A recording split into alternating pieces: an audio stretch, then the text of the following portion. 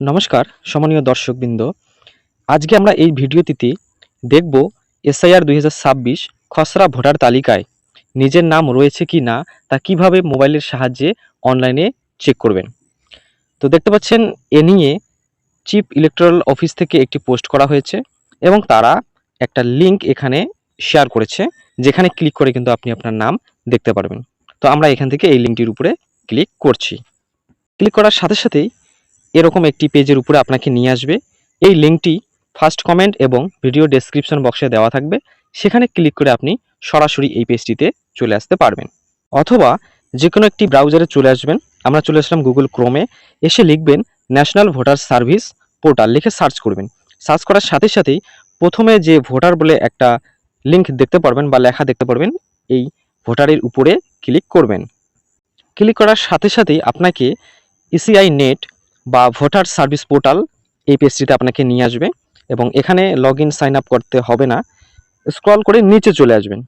নিচে আসলে দেখতে পারবেন search your name in voter list, এই যে অপশনটি রয়েছে এইখানে ক্লিক করবেন। ক্লিক করার সাথে সাথে সার্চ ইন ইলেকটোরাল রোল, এই যে পেজটি এখানে চলে আসবে। তো পেজটিকে স্ক্রল করে একটু নিচের দিকে আসবেন। আসার পর এখানে প্রথমেই দেখতে পারবেন সিলেক্ট ল্যাঙ্গুয়েজ, এইখান থেকে সিলেক্ট ল্যাঙ্গুয়েজের উপরে প্রথমে ক্লিক করবেন। করার পর এখানে বেশ কিছু ল্যাঙ্গুয়েজ শো করবে, এখান থেকে আপনার যেটা পছন্দ সেটা সিলেক্ট করে নেবেন। যেহেতু আমরা বাংলায় দেখব তাই এখান থেকে আমরা বেঙ্গলি সিলেক্ট করলাম। তারপর নিচে চলে আসবেন। নিচে আসার পরে দেখতে পারবেন এপিক নাম্বার। তো এই যে দেখতে পাচ্ছেন ইউর এপিক নাম্বার, এখানে আপনি আপনার ভোটার কার্ডের যে নাম্বার সেটা বসিয়ে দেবেন, অথবা যদি অন্য কোনো ব্যক্তির দেখতে চাচ্ছেন সেই ব্যক্তির ভোটার কার্ড নাম্বারটি এখানে বসিয়ে দেবেন। এবং ঠিক তার নিচে দেখতে পাচ্ছেন স্টেট, এখান থেকে সিলেক্ট ইউর স্টেট এখানে ক্লিক করবেন। ক্লিক করার সাথে সাথে এখানে সমস্ত রাজ্যের নাম দেখাবে। স্ক্রল করে একদম নিচে চলে আসবেন। নিচে আসলে দেখতে পারবেন ওয়েস্ট বেঙ্গল, আমাদের এখান থেকে ওয়েস্ট বেঙ্গল সিলেক্ট করে নেবেন। তারপর নিচে এখানে দেখতে পারবেন ক্যাপচা কোড বলে একটা ক্যাপচা এখানে দেওয়া রয়েছে, এটি দেখে দেখে এই ঘরের মধ্যে বসিয়ে দেবেন। যদি বুঝতে অসুবিধা হয়, এই যে এখানে সাউন্ডের আইকন দেখতে পাচ্ছেন বা স্পিকার, এখানে ক্লিক করবেন, তাহলে কিন্তু ক্যাপচাটা বলে দিবে। সেটা দেখে দেখে এখানে বসিয়ে দেবেন এবং এইখান থেকে সার্চে ক্লিক করবেন। সার্চ করার সাথে সাথে দেখতে পাচ্ছেন ইপিক নাম্বার দেখাবে, তারপরে নাম, বয়স, তারপরে আপনার যে রিলেটিভ থাকবে বাবা মা গার্জিয়ান তার নাম, তারপরে রাজ্য, ডিস্ট্রিক্ট, সমস্ত ডিটেলস কিন্তু এখানে দেখতে পারবেন। এবং শেষে দেখতে পারবেন সিরিয়াল নাম্বার। তো এই সিরিয়াল নাম্বারটা এবং আপনার পুরনো সিরিয়াল নাম্বারটা মিলিয়ে দেখবেন সেটা চেঞ্জ হয়ে গেছে। তো এইভাবে কিন্তু আপনি দেখতে পারবেন। এছাড়াও আপনার ডিটেলস দিয়ে অথবা আপনার যে মোবাইল নাম্বারটি ভোটার কার্ডের সঙ্গে লিঙ্ক করা রয়েছে সেই মোবাইল নাম্বারটি দিয়েও কিন্তু চেক করে দেখতে পারবেন। তো এবারে আমরা দেখব ডিটেলস দিয়ে কিভাবে আপনি আপনার নাম আছে কিনা ড্রাফট লিস্টে সেটা চেক করবেন। তো এর জন্য দেখতে পাচ্ছেন দ্বিতীয় যে অপশন রয়েছে সার্চ বাই ডিটেলস, এখান থেকে এখানে ক্লিক করবেন। তারপর ঠিক তার নিচে আসলে দেখতে পারবেন এখানে রয়েছে সিলেক্ট স্টেট, এখানে ক্লিক করবেন। ক্লিক করার পর একদম নিচে আসবেন, ওয়েস্ট বেঙ্গল সিলেক্ট করে নেবেন। ঠিক তার নিচে দেখতে পারবেন সিলেক্ট ল্যাঙ্গুয়েজ, এখানে ক্লিক করবেন। করার পর এখানে আমাদের যেহেতু বাংলা ভাষা তাই বাংলা দেখাবে, এটা সিলেক্ট করে নেবেন। ঠিক তার নিচে চলে আসবেন। আসার পর এখান থেকে আপনার নাম দেবেন যেটা ভোটার কার্ডে রয়েছে, তারপরে এখানে আপনার রিলেটিভ বা গার্জিয়ান পিতামাতা যার নাম ভোটার কার্ডে রয়েছে তার নামটা বসিয়ে দেবেন। এরপর নিচে চলে আসবেন।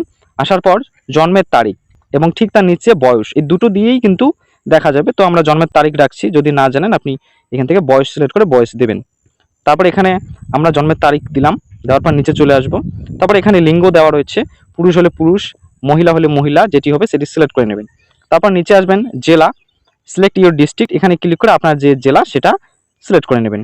তারপরে নিচে দেখতে পারবেন বিধানসভা কেন্দ্র, এখানে ক্লিক করবেন।